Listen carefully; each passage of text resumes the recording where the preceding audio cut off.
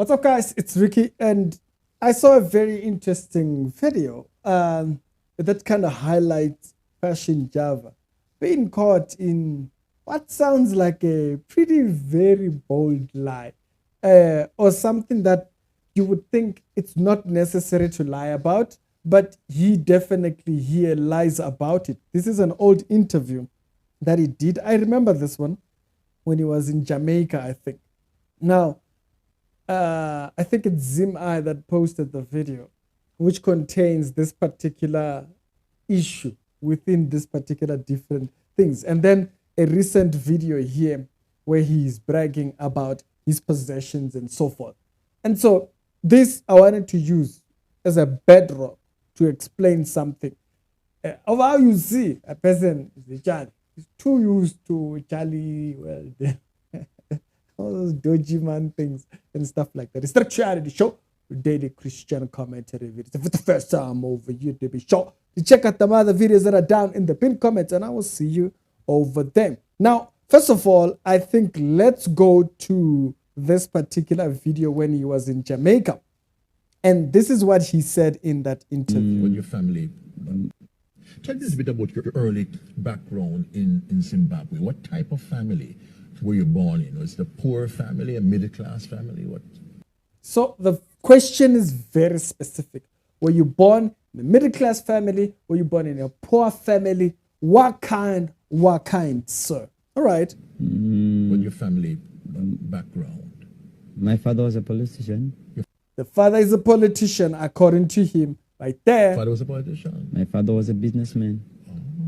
My mother was a politician as well. Is that so? And a big businesswoman. She's still a big businesswoman. Successful person in Zimbabwe. You're from Harare? Harare, Zimbabwe, The capital city. Mm-hmm. My elder brother became a millionaire at the age of 21. So the older brother became a millionaire at 21. So it's very clear.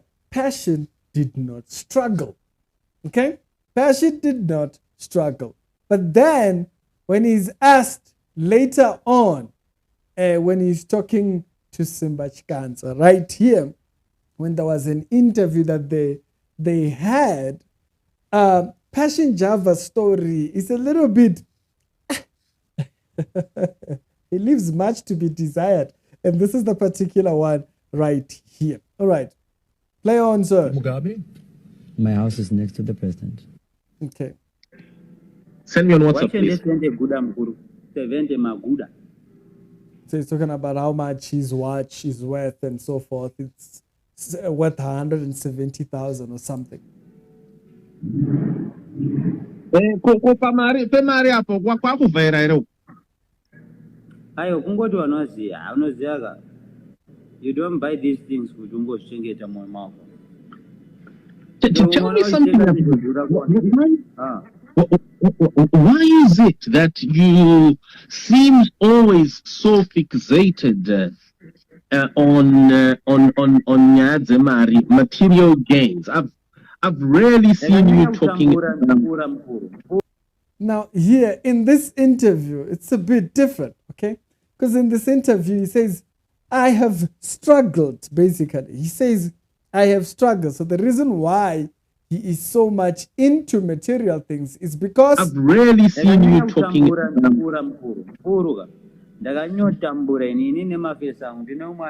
Me and my friends.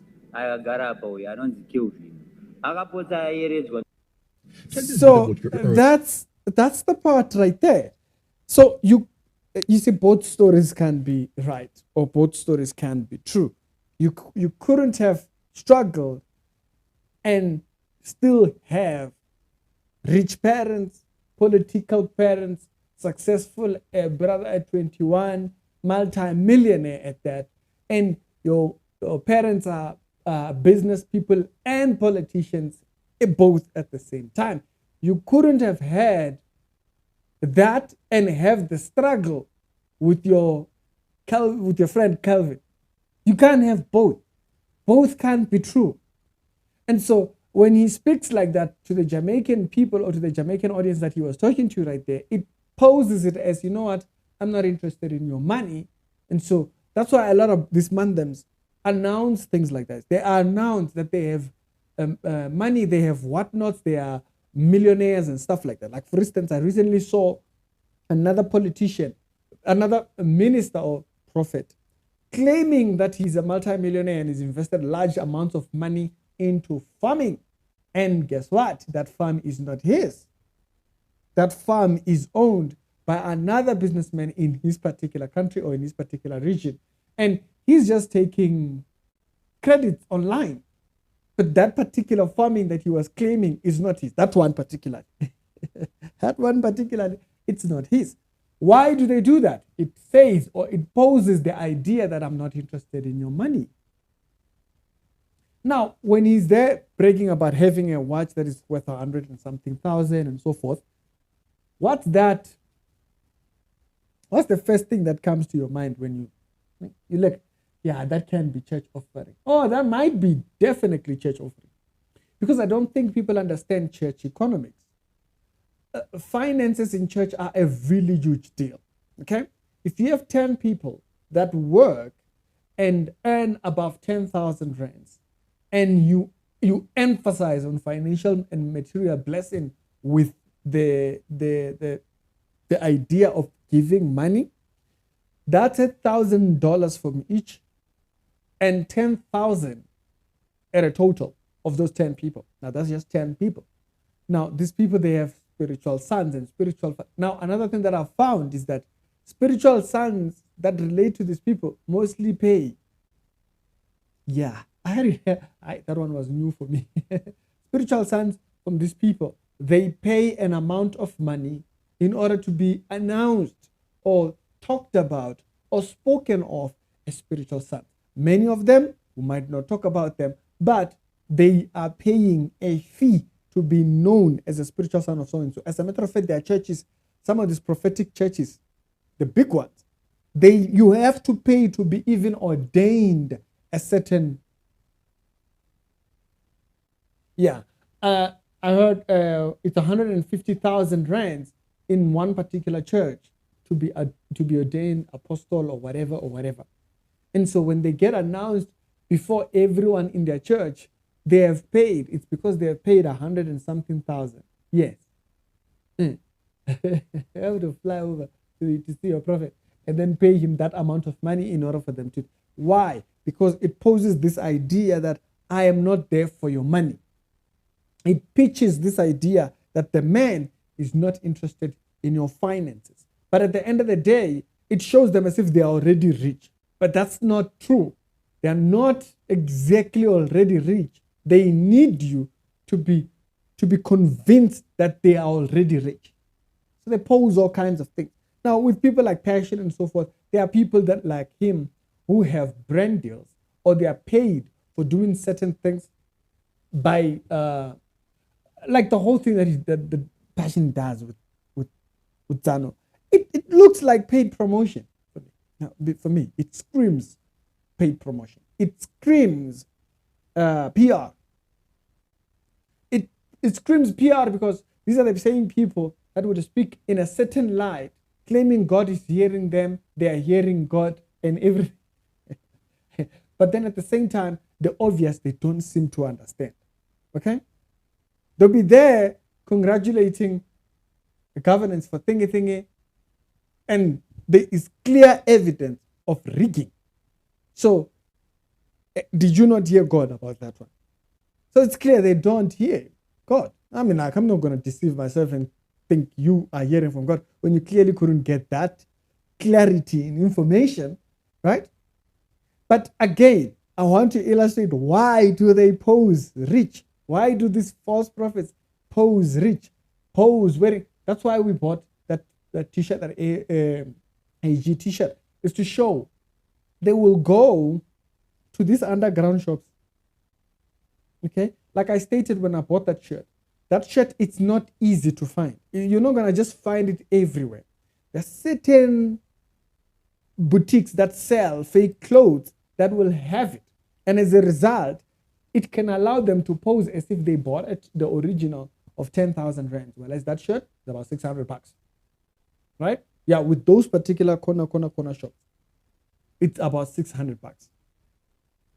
And so it allows them to pose a certain way so that they don't look like they want your money. But then in the real fact, they want it.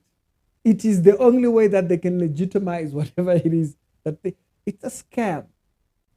That's why even the Nyangas, they now have juju just for pastors to be able to collect money, for people to continue giving money into their churches and stuff like that. Okay? They pose rich. Like I explained, that particular other prophet who claimed that he had, I think there was one who claimed that he had a university. It wasn't even a university. Okay? It wasn't even a university. He had not even paid. You know what? The entire thing was a scam. It's all scams.